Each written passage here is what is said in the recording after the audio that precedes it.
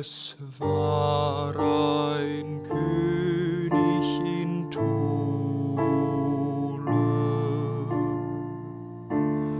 gar treu bis an das Grab. Hi, this is Patrick Giguere with the Cosmic Alchemist YouTube channel. So thank you for tuning in and welcome to May 2023. So this is the monthly video. I'm going to talk about the astrology, the visible sky sidereal astrology, FYI, for May 2023. So if my placement of planets within signs and degrees sounds wrong, it's on purpose. I'm using a different zodiac, so I'm not using the mainstream Western sidereal zodiac. So don't get too upset and don't seem too surprised. You've been warned. So thank you to everybody who watches these videos, who likes the videos, comments on them, and subscribes to the channel and shares them. It's very helpful and I appreciate you very much. If you're not yet a subscriber, I strongly encourage you to do so. You'll be notified every time I upload a video, every time I do one of these premieres or I do a live or or a post or whatever.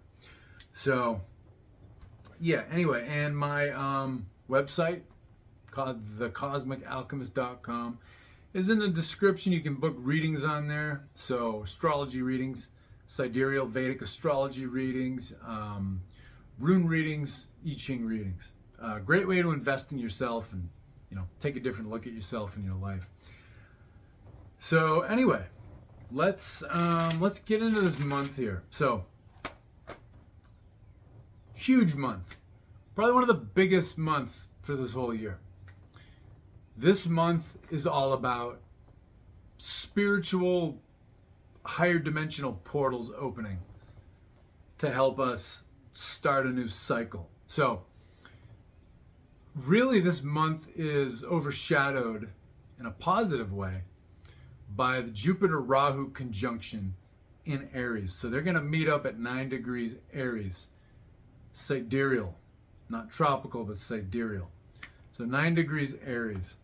So this is all about a dimensional portal opening. So Jupiter is the priest of the cosmos, the guru. Guru means deep, it means teacher, somebody who shares and imparts deep wisdom, deep knowledge, higher dimensional knowledge and wisdom. Jupiter is also about expansiveness. It's about gifts. It's a giver of gifts. It's a protector of the earth and humanity. Even scientifically, Jupiter actually sucks in comets and asteroids that could harm the earth. So Jupiter does all those things. Jupiter is about optimism, expansion, taking new things on. Rahu is the north node of the moon, one of the shadows of the eclipse. Rahu is synonymous with the trickster gods Loki and Lucifer. And there's nothing sinister about Loki, Lucifer, any of that. Their names come from this word Luca, this Indo-European Aryan word Luca, which deals with a lightning strike. So this lightning strike, it's a catalyst to evolution within our minds, within our souls, within our lives, within our world. So Rahu, it's the karma that brings us into this present incarnation. Another word for karma is desire. So the experiences that your soul desires. So Rahu is this trickster, this master of secrets, this master of desires. And Rahu is also tied to occult knowledge, to secret knowledge. Rahu gets things done very quickly. Rahu knows how to take the straightest line, knows all the shortcuts, all of the hacks of life, the hacks of the universe that get us to where we want to go. Rahu can be impulsive. Rahu doesn't always build things to last. And Jupiter can be overly expansive, can take on too many things. So Rahu opens these portals to other dimensions. Jupiter is the higher consciousness. But together they don't always have follow through. So Rahu and Jupiter together can be problematic.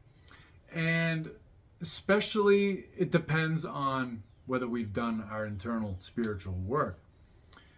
So Rahu is this gateway to higher dimensional beings, but is also a gateway to beings in the underworld, lower dimensional beings that, people will call demons. So Rahu gives us what we resonate with. So if we've done our spiritual work, if we're honest with ourselves, we can face our own emotions, if we can face our pasts, just accept who we are, if we can love ourselves as we are. Doesn't mean you don't want to improve yourself, but if you can love yourself as you are, that is a higher dimensional mindset. So Rahu and Jupiter will open you a portal that'll bring in higher dimensional beings, that'll advise you, protect you, that'll help you get the things you want in life, because you will be pursuing your genuine desires and not just shit that's flashy and popular and stylish. Now, if you've been hiding from your feelings, hiding from your past, all that kind of stuff, lying to yourself about what it is you really want, not being honest with yourself, then you channel the demons, and then these beings that seem like demons come out of the underworld, and things aren't so fun. Now, really, these beings, angels, demons, celestial gods, dwellers of the underworld, they're all really the same. It's all about your perspective and how you approach them. It depends what you see. So, yeah, the angels and the demons are really, they're the same exact things. It's all about where you're at. So, yeah. And so, another aspect to this, Jupiter being overly optimistic, overly expansive, it can take on too much. Rahu, this obsessive trickster god, can do things very impulsively. And Rahu likes to start things, but Rahu doesn't have follow through. So this can give us ideas that we never follow through with. This can open Pandora's box where we're getting something we think we want, but it's not really what we want, and it blows up in our faces. But we've got a lot of help from Saturn on this particular occasion. So Rahu and Jupiter will conjunct perfectly on May 31st into June 1st. But since they've been moving towards each other, they've been getting close to each other since April. Jupiter takes a full year to move through a sun sign. And Rahu and Ketu, the nodes of the moon, they take a year and a half. So they're relatively slow moving.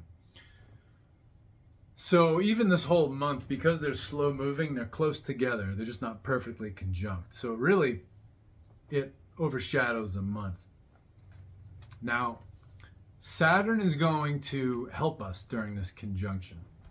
Saturn is all about the natural law, following the natural law. Jupiter tells us what the natural law is, being the priest, but then Saturn enforces natural law, divine law, spiritual law, the law of the universe. Saturn is tough. Saturn can be a tough planet because Saturn it's basically like a subcontractor for our souls. So our souls came into this life to achieve certain desires, to have certain experiences. So we all have a very genuine life path. When we step off of that, Saturn gives us setbacks. Saturn causes things to blow up in our faces. And Saturn does this because Saturn cares for us. And, it's there to keep our souls on a genuine path. So Saturn likes to do things once. Saturn takes time to do things. Saturn builds things to last forever. Saturn doesn't want to keep building and rebuilding things. It's not like especially here in America, the shitty architecture we have now, just cheap, chintzy crap that, people make a quick buck off of. Saturn doesn't work like that.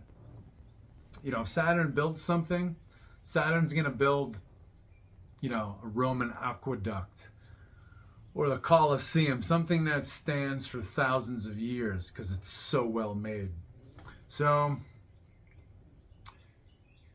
Saturn is going to be using its third aspect. It's going to be 60 degrees away when Rahu and Jupiter meet up in Aries. So Saturn is in its home sign of Aquarius. That's where you could say Saturn is kind of the nicest. Saturn gives gifts in Aquarius. Aquarius is the sign of we the people. It's a sign of wishes, aspirations.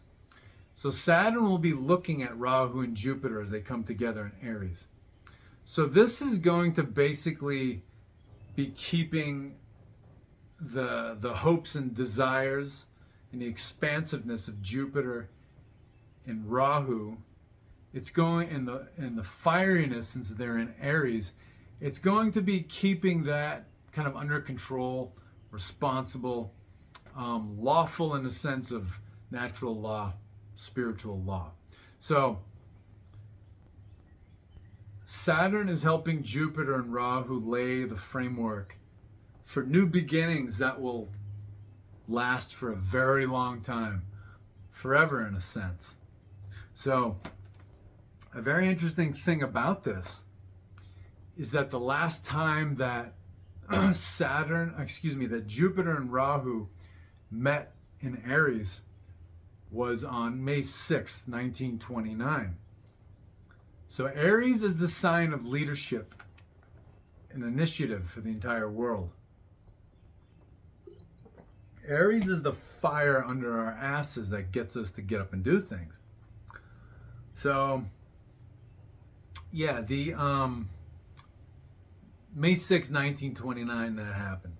And basically the so-called leadership of the world, 1929 was where the groundwork was laid for the corporate, communist, globalist system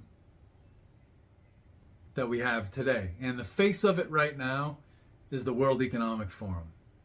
Also the United Nations, the IMF, the World Bank, but the World Economic Forum is like the point man on this right now, on this globalist takeover, which is imploding pretty rapidly. But it had its roots in 1929. So 1929, you had the stock market crash, which was a result of irresponsible finance during the Roaring 20s, much like the last 10 years we just lived through. And then the 1929, so it set up the Great Depression. It caused the Great Depression. And then during the Great Depression, promises were made to the people of the world. So basically these bankers were like, oh, we're going to save you. And they're the ones that cooked up the New Deal. So, President Roosevelt didn't cook up the New Deal. It was actually Wall Street. And they sent it to him as a proposal. It was a private investment program where they would invest in government and infrastructure programs. So in order to pay those investors back, who were these, forefathers of the World Economic Forum, in order to pay those investors back, America had to enter World War II. So, and after World War II allowed the United Nations to be founded. The United Nations, it's an extra-national government body. It is the one world government. It doesn't have power consolidated at this point, but it is the one world government. So the UN is not about justice, equality, humanitarianism. It's about allowing multinational corporations to do business in every country in the world and to basically buy off the leaders of that country. So the UN helps to get troublesome leaders who want what's best for their countries out of the way, so that corporate frat boys and sorority girls can go steal whatever resources they want. So this is what UN economic sanctions against countries like Iraq, Russia, Libya, Iran, that's what they're all about. Excuse me. This is like my sixth take for this video, so my throat's getting dry. So 1929 set the stage for the Great Depression, World War II, United Nations, and then the American dream. So the American dream it's pretty dead, and it's going to be apparent it's not coming back. So the American dream was an idea given to the American people, and really the people of the Western world too, that you can escape your uncomfortable feelings and you can escape from your past if you just buy enough shit on credit. So if you look pretty enough, if you look like enough of a macho man, you don't have to deal with your difficult emotions and you can escape your past. Well, that's not possible, but people were made to think it was possible. So that's all, and that's why we have the world we're in right now. So, those of us in the Western world, we grew up in amazing prosperity because we lived with a world, with a war economy. So the war economy was about using war as a way to stimulate the economy, in a way to steal resources in the third world. So that's what was propping up the prosperity we grew up under. And, I do feel for the baby boom. They're the most brainwashed generation to ever walk the face of the earth. They think all this prosperity came from, the United States is just so awesome, and my mom and dad won World War II. But it's not that simple. So all this corruption that's coming out and that's going to be coming out, it's to show us where the prosperity really came from. Now, with that said, there's nothing wrong with being wealthy, with being rich, with having a lot. Those are perfectly, having a nice, comfortable, abundant material life, that's a perfectly spiritual experience. But you can't hide behind those things. You can't hide behind the things you own. You can't hide behind the status your job or your lifestyle gives you. You still have to deal with your feelings, your past, and you have to be able to love yourself for who you are. Doesn't mean that you don't strive to improve, but you have to love yourself for who you are. And especially in the last 1700 years, since the Christian empire came online in the Western world, we've grown up in a mentality of devaluation where we're not good enough. We can only be good enough if we get in Jehovah's good books for some people, or we can only be good enough if we have a certain net worth, a certain income, and we own all these things to make us look like we're good enough. So there's nothing wrong with a comfortable, abundant, material life. That's a perfectly spiritual experience. But you can't hide behind it. You can't hide from your feelings, especially your feelings towards yourself. You can't hide from your past behind those things. You have to accept yourself and love yourself the way you are, and you have to not lie to yourself. Now, the American dream was a giant lie, and people grew up learning how to lie to themselves. So that's all coming down, and this new cycle of Jupiter that's starting with, Jupiter just came into Aries within the last month. Jupiter takes 12 years to go around the whole zodiac. So Jupiter has these 12-year cycles. Now, in this Jupiter cycle, globalist corporate communism will collapse once and for all. It'll be apparent that it does not work, and the people of the world will be over it, some sooner than others, but within this 12 years, it'll fall apart. And along with it, mom and dad's world is going to fall apart. So, we have to, it's not that we can't have abundance and prosperity. It's that you can't hide from your feelings in your past. You can't hide behind your job, your status, and the shit you own and your lifestyle. You have to face yourself. So yeah, based on where you're at with all that, that's going to determine what this next 12 years is like for you. And you know, whether you're talking about higher dimensional beings that come through this portal with Rahu and Jupiter meeting up, or, you know, these like underworld demonic beings, what they both serve to do is they serve to free you from your attachments. So, like I said, you can have any material possession, comfort, pleasure that your heart desires, as long as it doesn't get you to be a false version of yourself, as long as it doesn't take you off of your soul's genuine past, and as long as you're not hiding from your feelings about yourself behind it. So these beings from other dimensions, which are also forces within us, they will free us from attachments. So if we're hiding from our feelings and from our past, you know, behind our jobs and the shit we own and our lifestyles, we're going to have those things torn away from us. And if we're not hiding from them, then we will still have some shaky times to go through, but we'll be able to part with things that we don't really need and that we don't really want. Sometimes we get very confused about what we really want and what we really need. So this is going to help clear all this up for us. And like I said, Saturn is presiding over this Rahu-Jupiter conjunction to make sure that it's genuine and that it's, you know, the real deal. So I think that's about it in summary here. So good 21, 22 minutes in summary.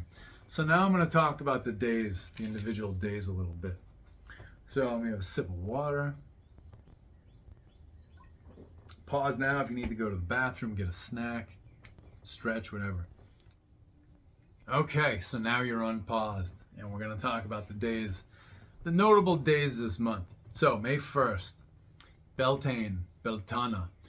This is a festival of light, a festival of the sun. You know, May Day was a ripoff. The communist May Day was a ripoff of this festival of light.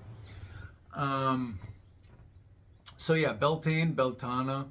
It's a Gaelic, also Celtic festival of the return of the sun. So May 1st, it's the halfway point between the spring equinox around March 21st and then the summer solstice around June 21st. So it's the midpoint. So it's the sun's climbing. So the days are now, well, the days have been longer since the nights, since right after the equinox in March. But now the sun is really climbing towards that high point on the summer solstice. So this is the first day of summer. This May 1st is the actual first day of summer. So the summer solstice, June 21st, not the first day of summer, because it's the longest day. After that, 3 days after that, the days get shorter. So it's not the beginning of the summer if, you know, basically on the next day, the days get shorter. So actually, May 1st, Beltana, Beltane, you know, Walpurgis night, Walpurgisnacht, the day before, first day of summer. So all about, you know, the big new beginning in the year. And it's got Jupiter and Rahu coming towards each other at this time. And then Mercury retrograde in the same sign, in Aries. So we're going back, reviewing our thinking about how we want to act, what we want to initiate. Reviewing our thinking. It's like, are we thinking correctly? Are we thinking correctly so that we can do new things? Are we thinking correctly about the leadership in the world? Okay, May 5th is a biggie. This is the lunar eclipse. Sidereally reckoned, it's going to be 20 degrees Libra. So, Libra is the sign of business, even exchange, the give and take of politics. It's also the sign of all of the relationships in your life. So, in everyone's life. So, And this lunar eclipse is also a full moon. So full moons and lunar eclipses. Lunar eclipse always falls on the day of a full moon. So full moons, sun and moon are in opposite signs, but then you'll have the nodes with them on a lunar eclipse. So that's what we got going on May 5th. Now, you have K2 in the moon so K2 is casting the shadow for the lunar eclipse. In the opposite sign, Aries, again, you get that Jupiter-Rahu, the Mercury retrograde, the Sun, and Uranus. So the light of the Sun in Aries that's causing that full moon in Libra, it's got the energies of that retrograde Mercury, that Uranus, and that Rahu and Jupiter. So it has this energy of this portal that's starting to open, which is going to disrupt our complacency and kind of our laziness and our arrogance. And so it's going to shine that light. The sun's going to take on all those energies. It's going to shine that light into Libra. And so this is going to upset all of the different types of relationships in our lives. So it's like your romantic partners, your business relationships, your friends, your family members, your neighbors, just everybody other than you. So it's a time to like reevaluate those relationships. Because eclipses, you can also look at those as resets. So the lunar eclipse, the moon is the macrocosmic version of the mind. So the mind is not just the intellect, but it's the emotional, intuitive consciousness. So it's getting a reboot. It's getting a reboot, and it's getting that light from the sun that has those energies of Uranus, the Mercury retrograde, Rahu, and Jupiter. So it's all about shaking up our relationships with other people and asking ourselves, is this good for me? Is this good for my growth? Is this good for my evolution? All right, and what was the other thing? No, that was about it. Okay. The next day, May 6th, coronation of Charles III Windsor. So King Charles III of the United Kingdom. This will be a video in and of itself. There's a lot to talk about here. But Charles is just before 11 a.m. in Westminster Abbey in London. He'll be crowned Charles III of the United Kingdom, Charles III of England. So I took the chart for this day, I put it next to his birth chart, and it's pretty interesting. I think he's going to have a longer reign than anybody imagines. I think he's going to reign for a long time. But it's not going to be an effective reign. It's not going to be a reign that people take seriously. They're not going to take him seriously. The British monarchy is going to lose credibility. And he's going to kind of be the media clown he's always been. It's even possible, I think, that the story, the real story of what happened to his late ex-wife, Princess Diana, I think the real story about how she died in Paris in that tunnel will come back to light. And he may lose credibility. He may lose standing in the world because of this, which will cause his throne, the institution of his throne, and the royal family, the monarchy, to lose prestige, to lose credibility, to lose reputation. So, and I say this because he was born, so he's a Cancer ascendant. He's born, because he's a Cancer ascendant, his 12th house is Gemini. He was born with Uranus retrograde, 6 degrees Gemini. Now, on his coronation day, Venus will be conjunct his natal Uranus. So Venus will be at 4 degrees Gemini. So Venus stands for women. It stands for a wife. And so that's pretty interesting. So there's going to be shakeups around a woman. When a planet goes retrograde, it looks into the past. So this could be, and 12th house deals with losses. So he could suffer losses, and the institution of the monarchy in Britain could suffer losses due to this shakeup, this disruption that's caused by looking back on something having to do with a woman. And also on that day, transiting, Mars will be at 27 Gemini. So Mars has implications of violence. So not on the very day of his coronation, but following it, some sort of window could open. Because again, we're in this portal opening time right now that Rahu and Jupiter are really causing. We're in this portal where just information's like flying out. Now this is also due to that solar eclipse we had in Aries. And during that solar eclipse in Aries, you had Mercury in there, and that was, what was it? Yeah, Mercury was retrograde during that. And then Mars was in Mercury's home sign, Gemini. So, in that Mars did a retrograde from 0 Gemini into Taurus, and then went back to Gemini. So Mars in Gemini has been like a detective, just like combing through all the information within the media, because Gemini's mass media, and causing all kinds of like anger and controversy in the media and exposing corruption.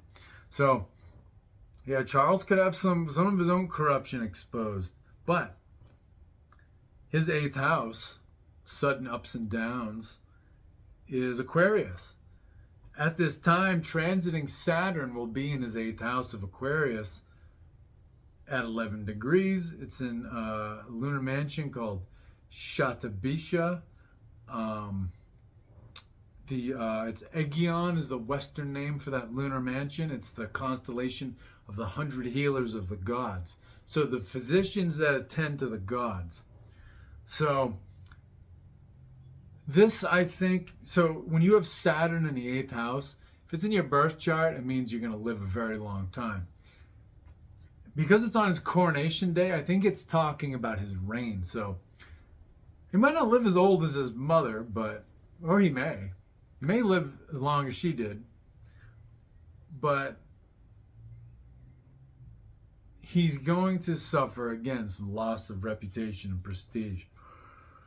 Now, also during this coronation day, there's a bit of a love triangle going on between Moon, Mercury, and Mars. So, again, and he's being sworn in. He's being coronated into the office of the king during a fucking Mercury retrograde in Aries. So Aries is leadership. Mercury retrograde, it's like, I think he's not going to be an effective communicator, because Mercury is communication, speaking, media, communication, all that stuff. So this doesn't bode well for his ability to communicate.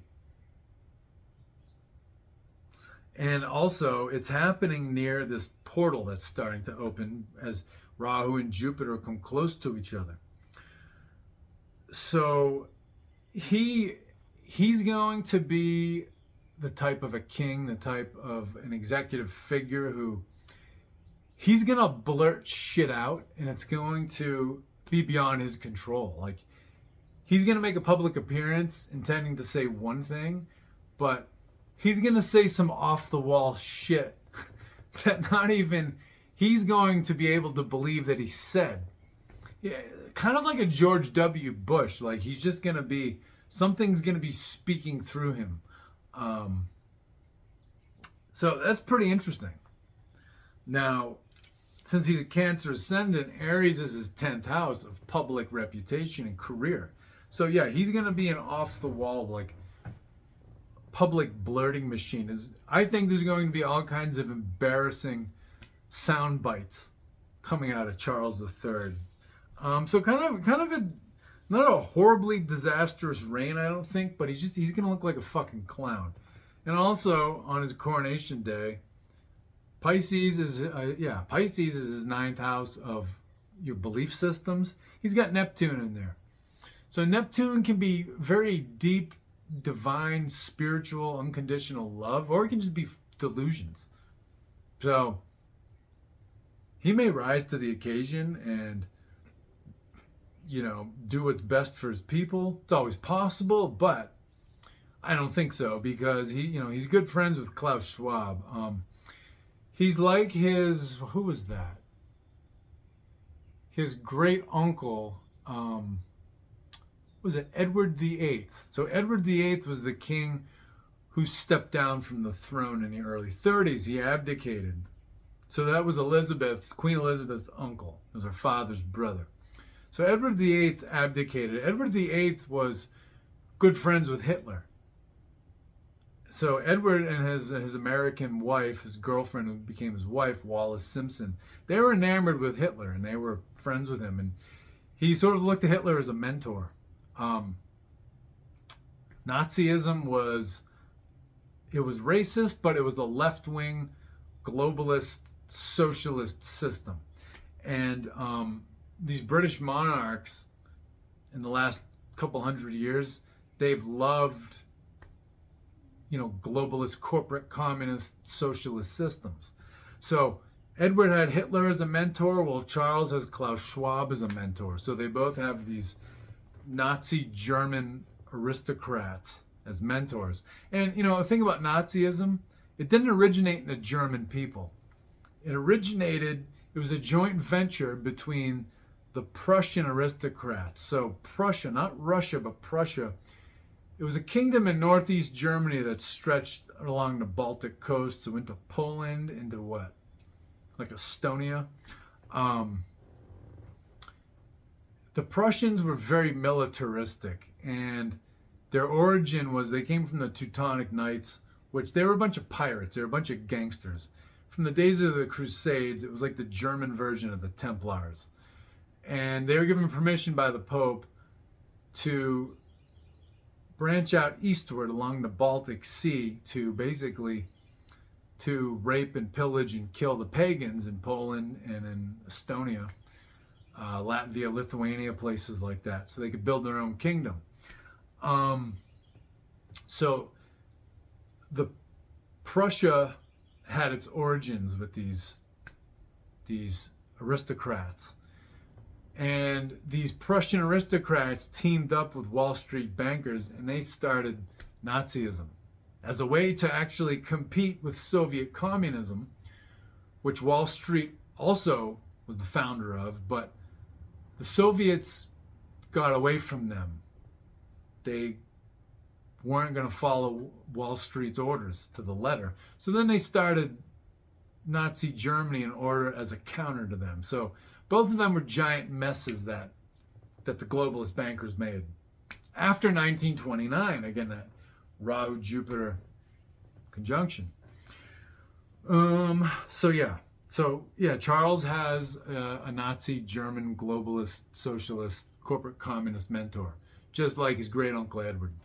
Okay, so last thing about Charles. Around his coronation time, again, you got that love triangle between Moon, Mercury, and Mars. So let's look at that. So Mercury retrograde, Aries, sign ruled by Mars. Mars will be in Gemini, a sign ruled by Mercury. So that's called a mutual exchange. So basically, when two planets, when they switch houses, when they're in each other's signs, they're basically house sitting for each other. So it's almost like they're at home, so they're very powerful. Now, on this day, at this time when he's being crowned, the moon will be 0 degrees, or thereabouts, 0 degrees Scorpio, which is ruled by Mars. So Mars, again, it's in Gemini, but Mercury is in its home, and it's a retrograde. It's a Mercury retrograde. It's shaking things up in Aries, which is our heads, our thinking, leadership, taking a look at world leadership. So it's shaking things up. And then since the moon is in Scorpio, Scorpio deals with like all of the secrets taboos, hidden things in our lives, our baggage, our issues. The world is going to have its eyes on looking for Charles's secrets, his baggage, things he's trying to hide from people. So very interesting. Okay, we've got to move on. May the 19th, new moon, 4 degrees Taurus, sidereal. So, this is going to be in a lunar mansion. The Greek name for it, well, actually the Roman name is Vesta, Greek name is Hestia. Those were goddesses of the hearth and the home, goddesses of security. The priestesses of Vesta and Hestia in the Roman and the Greek worlds, they were charged with keeping a hearth fire going in their temple. And basically, if that fire ever went out, it was like an omen of disaster for the kingdom or the empire or the republic. So, 4 degrees Taurus, it's within the lunar mansion of Vesta. Vedic name is Kritika. Now the symbol for this lunar mansion, it's a spearhead. So it's sharp, especially Kritika, the Vedic lunar mansion. It's all about, and then, Vesta too. They're one and the same. It's all about, it's like this balance of opposites. So it's about, a sharp mind, but also spirituality. And it's about the hearth and home and providing food and comfort. But then there's this side of it where it can really get overindulgent. It can get overindulgent and just starts consuming things that it wants. So it's like overindulgence in drugs and alcohol, or like sex addiction. That's when the fire of Aries is too much, because Vesta, it straddles Aries and Taurus. It's in both.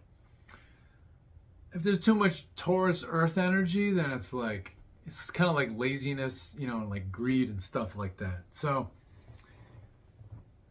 Taurus for the whole world deals with resources, food, wealth. Not so much the money, but the resources and, the tangible wealth. So that's a new moon. New moons, it's a conception. It's a reset. It's a new beginning. So in the lunar cycle. So we are going to, and it's a conjunction between sun and moon, is what, a new moon is. So our minds are going to get a reboot and get us thinking about what's going on with the food system, what's going on with the resources and the wealth in the world, and why are a few, companies trying to control all of it? It's going to bring all this to mind, and you're going to have Jupiter and Rahu getting closer and Saturn looking at them. So, and again, that Jupiter and Rahu coming together with Saturn looking at them in Aries, it's resetting the system of leadership for the whole world. Now, what's interesting, this new moon, during this new moon, you're going to have Saturn and Mars in conjunct. So that's when they're 150 degrees apart. And they don't communicate. So Saturn is basically, it's giving gifts, and it's going to be saying, okay, here's how you do it.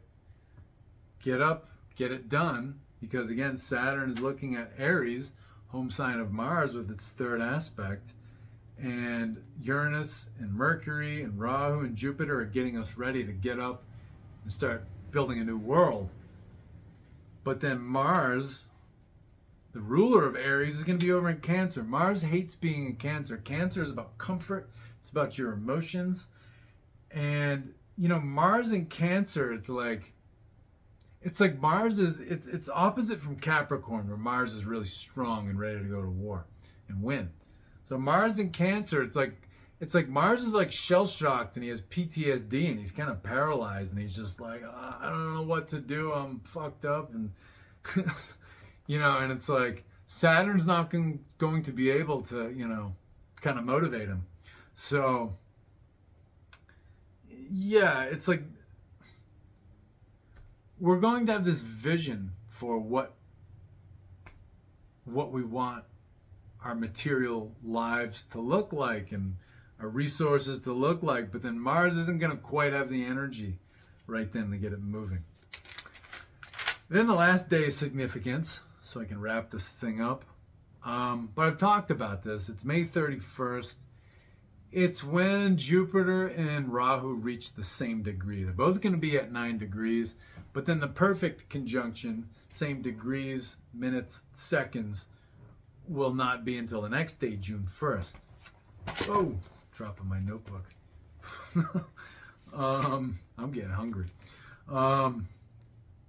Yeah. So, yeah. 9 degrees and change. Jupiter and Rahu will meet up 9 degrees Aries. It's like 9 degrees and 40 minutes.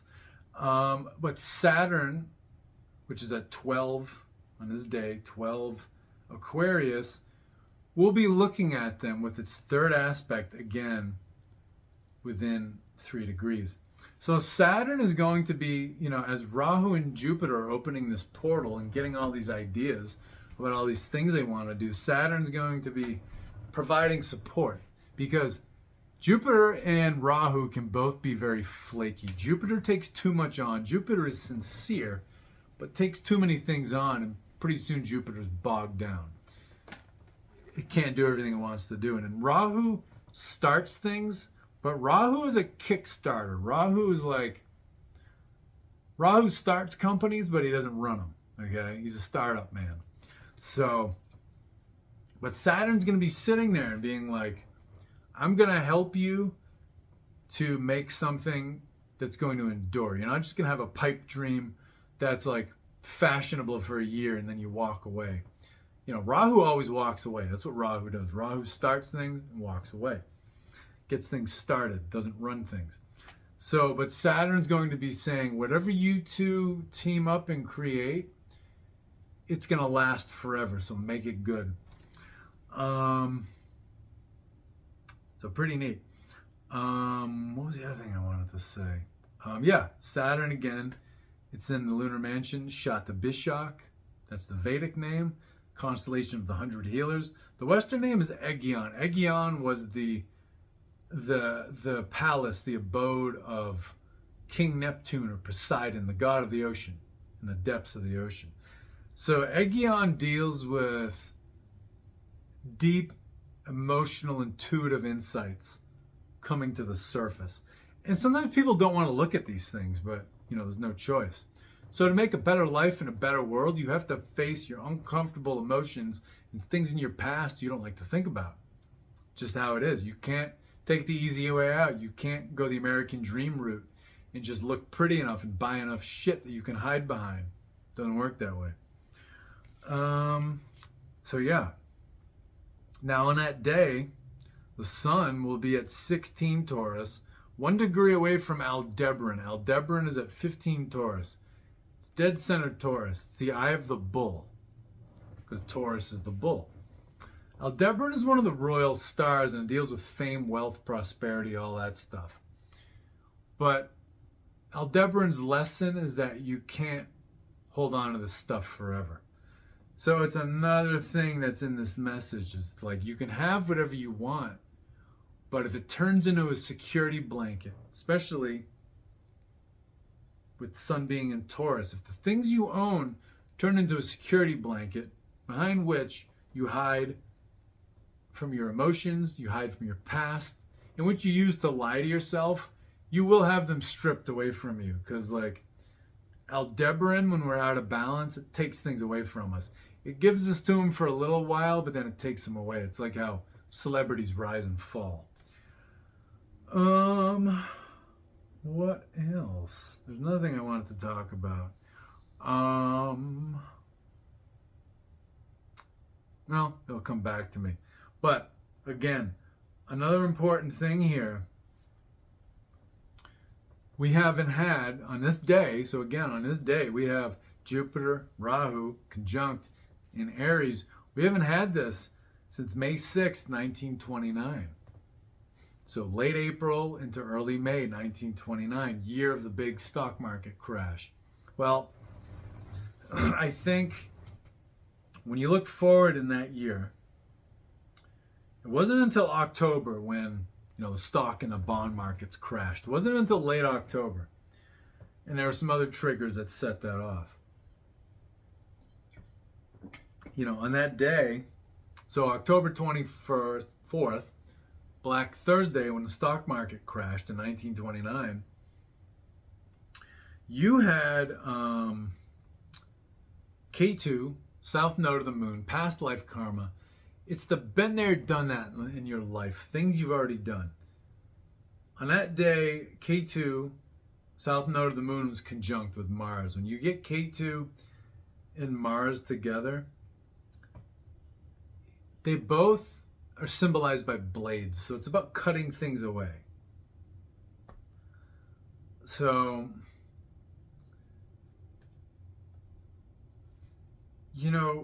and that was in Libra, which Libra is business in the marketplace. So K2 and Mars together, it gives you a feeling of assured victory.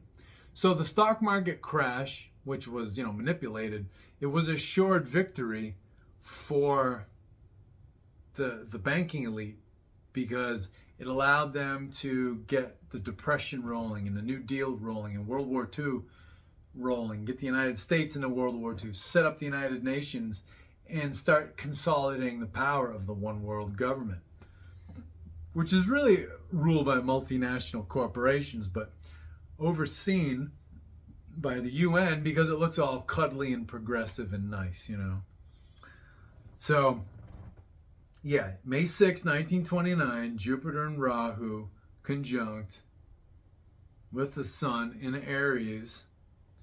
And then it wasn't until October the 24th, 1929, at 19 Libra, you get K2 and Mars.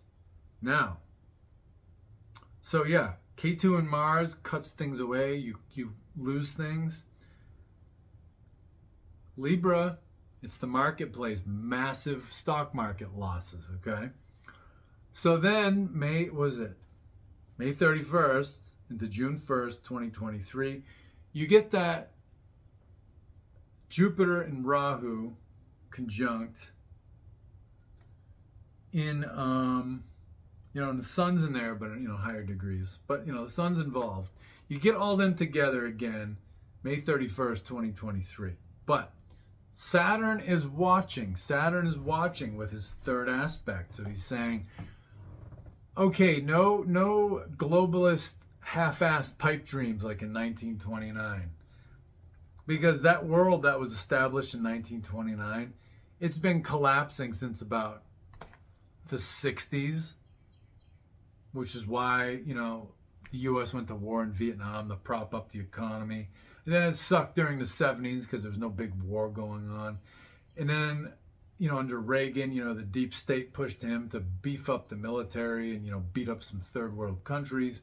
And then in the 90s, we beat up more third world countries. And then in the 2000s, we beat up more third world countries.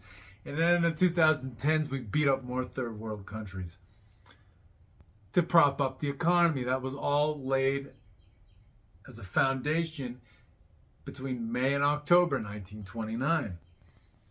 So Saturn's making sure that's not going to happen again. Saturn's going to be like, no silver spoon, banker frat boy pipe dreams like in 1929. We're gonna do this the right way. We're gonna do this global leadership the right way. So then you fast forward to October again.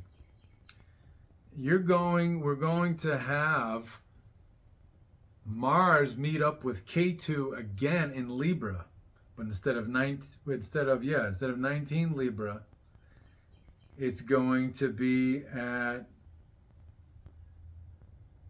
let me see here, 0 Libra. So 0 Libra, it's in the lunar mansion of Chitra or Vulcan, near the fixed star Spica. So Vulcan, Chitra, deals with engineering, with making beautifully crafted and engineered things. Spica is all about beautiful works of literature and art. So I think, so October 4th, K2 and Mars, yeah, they're going to meet 0 Libra. 0 degree is one of the miracle degrees, just like 29 degrees. So amazing things happen. So I think possibly in October this year, we're going to have another stock market crash. But that stock market crash is really going to catalyze our evolution. It's going to help us start creating a whole new system that's really going to come to fruition in the early 2030s, once globalist corporate multinational communism is defeated. So, but yeah, I wouldn't be surprised if there's some sort of a crash, stock market crash, October 2023. I think it's in the cards here, but we will begin creating something way better. In a new form of globalist leadership, instead of just a bunch of merchant bankers bribing people behind the scenes, bribing educational institutions and government and politicians behind the scenes. We're going to have something much better. So, but hang on, it's like, this could be even bigger than 1929.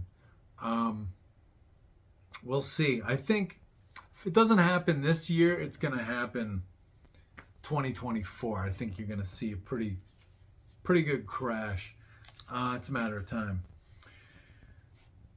But like I said, Saturn is protecting us.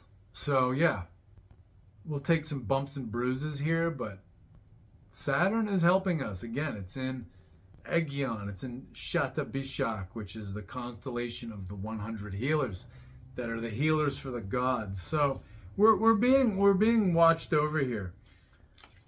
But yeah, we'll take some lumps between, October this year or even, sometime into 2024. Definitely by July. Because July is going to be, 2024 is going to be huge. It's going to be Independence Day 2.0. The whole American financial system is going to be undergoing collapse and a reset. But the reset is not yet determined what that's going to be. Yeah. So, yeah, we're not going to have a repeat of the Great Depression, the New Deal, World War II, and the UN, and the Cold War, and the American Empire's war economy, stealing resources in the third world. It's not going to be a repeat of that. Saturn's watching our backs for us. So I'm going to leave it at that. That's an hour, and thanks for tuning in. I appreciate it.